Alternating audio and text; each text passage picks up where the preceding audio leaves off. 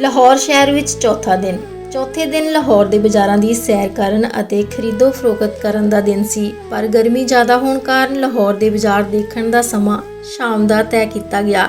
ਸ਼ਾਮ ਨੂੰ ਪ੍ਰੋਫੈਸਰ ਕਲਿਆਣ ਸਿੰਘ ਜੀ, ਜਿਨ੍ਹਾਂ ਨੇ ਗੁਰੂ ਨਾਨਕ ਸਾਹਿਬ ਜੀ ਦੀ ਬਾਣੀ ਤੇ PhD ਕਰਦਿਆਂ ਪਾਕਿਸਤਾਨ ਵਿੱਚ ਹੀ ਨਹੀਂ ਪੂਰੀ ਦੁਨੀਆ ਵਿੱਚ ਵੱਸਦੇ ਸਿੱਖਾਂ ਦਾ ਨਾਮ ਰੋਸ਼ਨ ਕੀਤਾ ਅਤੇ ਜੋ ਬਤੌਰ ਪੰਜਾਬੀ ਪ੍ਰੋਫੈਸਰ ਸਰਕਾਰੀ ਕਾਲਜ ਲਾਹੌਰ ਵਿਖੇ ਸੇਵਾ ਨਿਭਾ ਰਹੇ ਹਨ, ਉਹਨਾਂ ਨੂੰ ਮਿਲਣ ਦਾ ਮੌਕਾ ਮਿਲਿਆ। मेरा नाम कल्याण सिंह है। मेरा जन्म ननकाना साहब के गुरुद्वारा पट्टी साहब में होया, तुसीं वेखिया ही होना। हाँ जी, मेरे माता पिता, मेरे पिता जी सेवादार सन ननकाना साहब, वो छड्ड के नहीं गए ननकाना साहब। तो मेरी माता जी कड़ा प्रसाद की देग बनाते सी, वो अज भी बनाते हैं। पिछले 74 सालों के उन्होंने कोई चेंजिंग नहीं आई, वो अज भी कड़ा प्रसाद की देग मेरे माता जी ही बनाते हैं। सो चल रही है। मैं उत्थों लाहौर आया सी पढ़न वास्ते, तो इत्थे मैं पहला सिख सी ग्रैजुएशन की, क्योंकि बहुत मुश्किल हालात सी। 47 जो मर्जी तुसी कह लो, उस तो बाद के जोड़े आफ्टर शॉक सन वो काफ़ी मुश्किल सन। 12 साल मेरे वास्ते पहला सिख होने की वजह तो ये सी। ग्रैजुएशन लई मास्टर किया, फिर MPhil पंजाबी किया, फिर मन च ये आई कि गुरु नानक साहब के उत्ते, क्योंकि जिस वेले वंड हुई तो हर चीज़ की वंड हुई, धार्मिक तौर पर भी वंड हुई है, जुबान के तौर पर भी वंड हो गई है, तो जोग्राफी तौर पर तो वैसे ही वंड होनी सी। सो इस करके वंड के वो सी कि असी बाबे भी वंड लए, अपने जिहड़ी क्लासीकल पोइटरी सी वो भी सारी वंडी गई। यानी इत्थे सिर्फ मुसलमान पोइटरी रह गई, जिहड़ी सिख गुरुआं दी या भगतां दी पोइटरी सी वो आस्ता आस्ता खत्म हो गई। सो दोबारा कोशिश की मैं 2010 दे विच कोशिश की कि मैनू मौका दिता जाए, सरकार नूं कहा कि एक नवी रीत बनाई जाए। सो मेरा पहला उन्होंने MPhil का मौका दिता जपजी साहब के उत्ते कि जे तुसी जपजी साहब नूं इस तरह के मुताबिक कर लो कि लोकल भावनावां जिहड़ियां ने, लोकल अवस्था जिहड़ी है वो खराब ना होवे, तो असीं उहनूं सिलेबस का हिस्सा बनावांगे।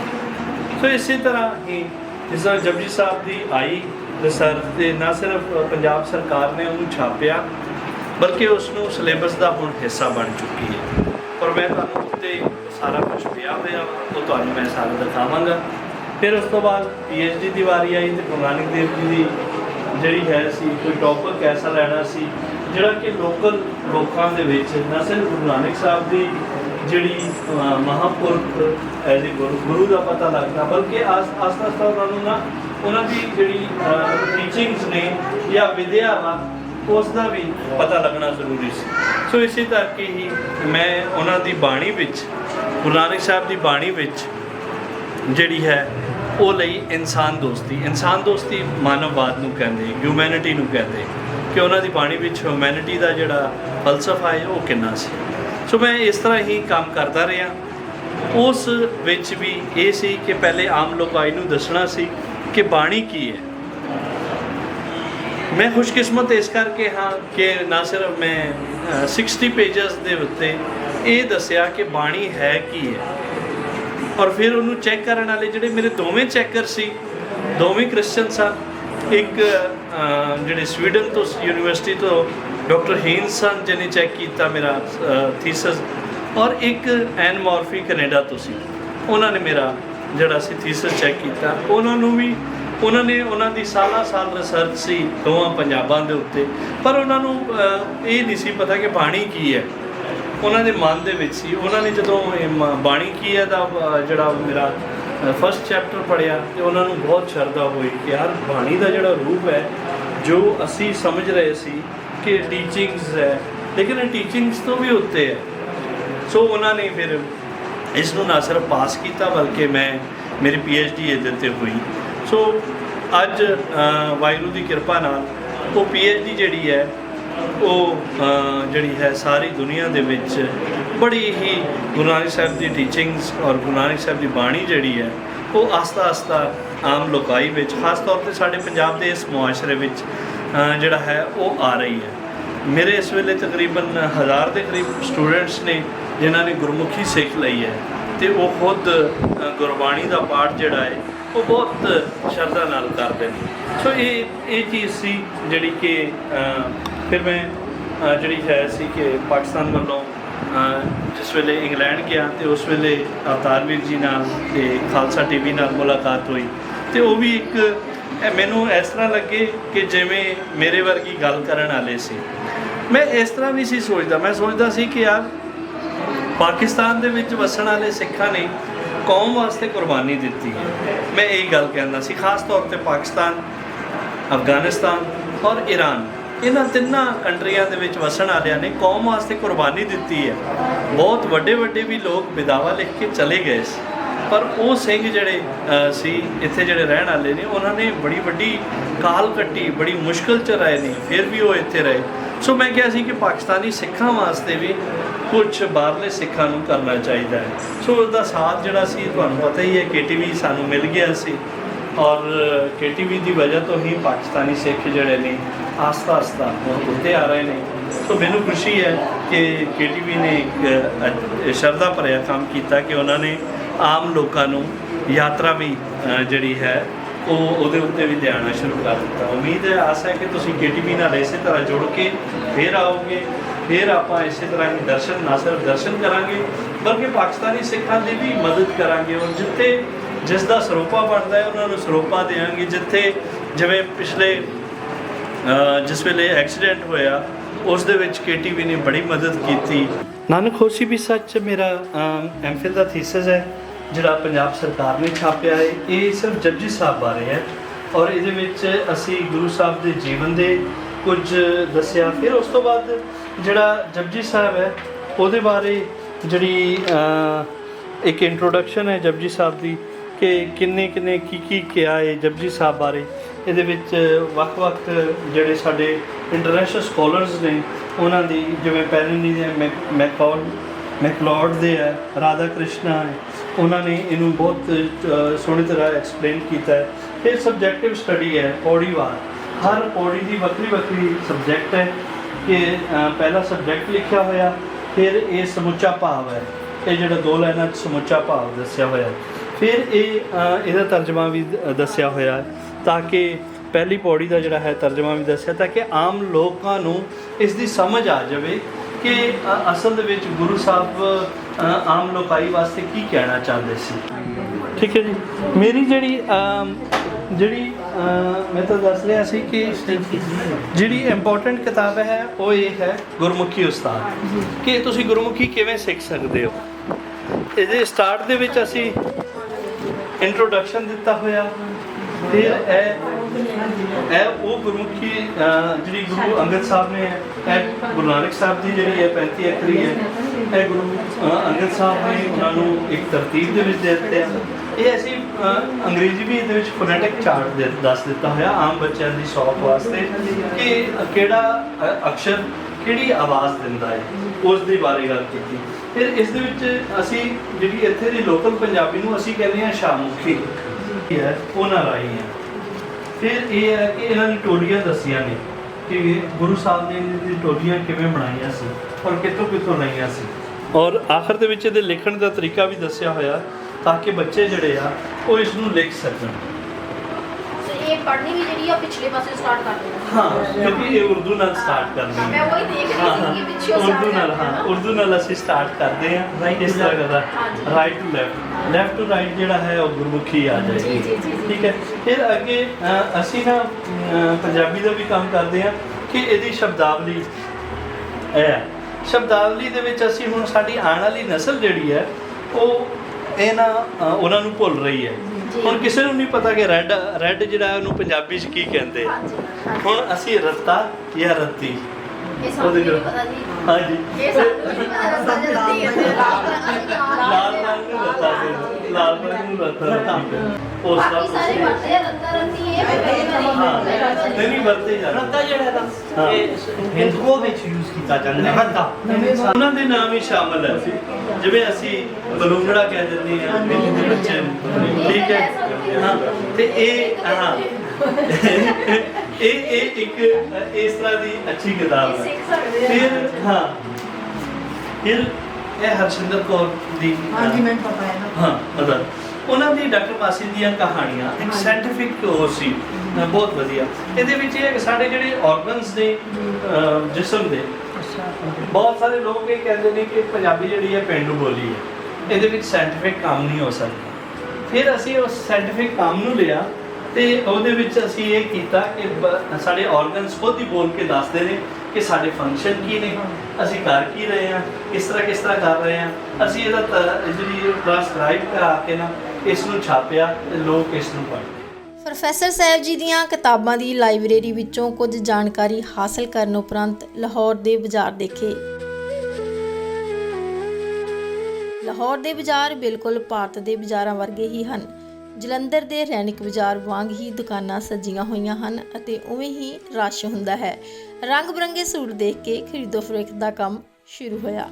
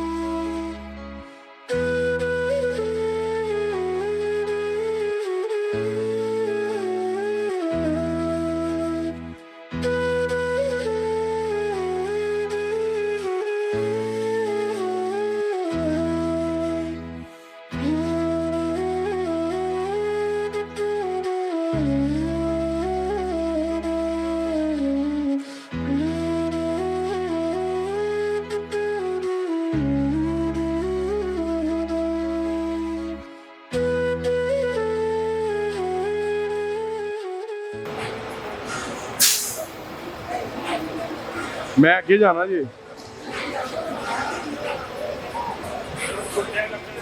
ਸਤਿ ਸ਼੍ਰੀ ਅਕਾਲ ਜੀ, ਤੁਹਾਨੂੰ ਸਾਰਿਆਂ ਨੂੰ ਪਹੁੰਚ ਚੁੱਕੇ ਆ ਲਾਹੌਰ ਬੱਸ ਸਟੇਸ਼ਨ ਦੇ ਉੱਤੇ।